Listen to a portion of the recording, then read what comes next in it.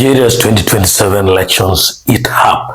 Tinubu orders all political appointees to resign by March 31st in a sweeping directive that has sent shockwaves through Nigeria's political landscape.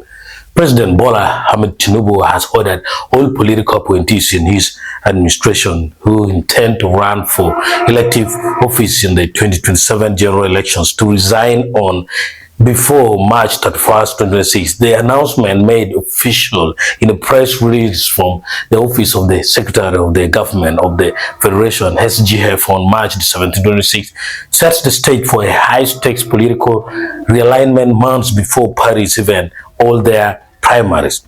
The directive, signed by SGF Senator George Akume, cites Section 88, 2026 and a newly released timetable by the Independent National Electoral Commission, INEC, as the legal backbone for the decision.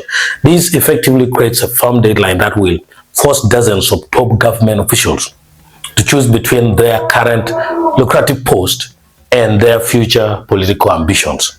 The list of affected officials is extensive and covers the entire upper echelon of the administration. It includes every honorable minister and minister of state, special advisors, senior special assistants, and personal assistants to the president.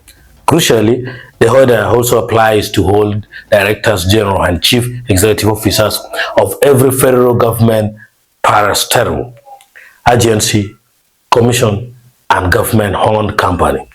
This means that powerful figures heading critical sectors like the economy, oil and gas, and infrastructure must step aside if they wish to contest for positions ranging from the presidency down to state houses of assembly.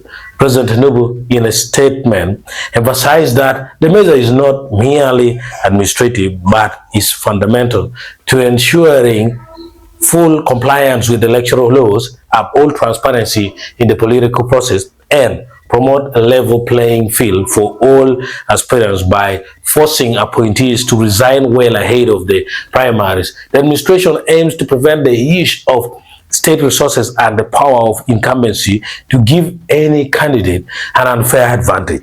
This move is widely seen as a precursor to a turbulent political season.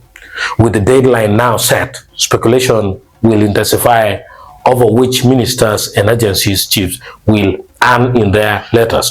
Potential gubernatorial candidates and senators are expected to emerge from the cabinet, triggering a major cabinet reshuffle shortly after this March 31st deadline. As the countdown to the 2027 elections officially begins, President Tinubu's directive underscores his administration's stated commitment to strengthening democratic institutions and promoting credible electoral processes while simultaneously reshaping the roster of power players in the race for Nigeria's future. All affected officials have been instructed to submit their resignation letters through the office of the SGF not later than the end of the month.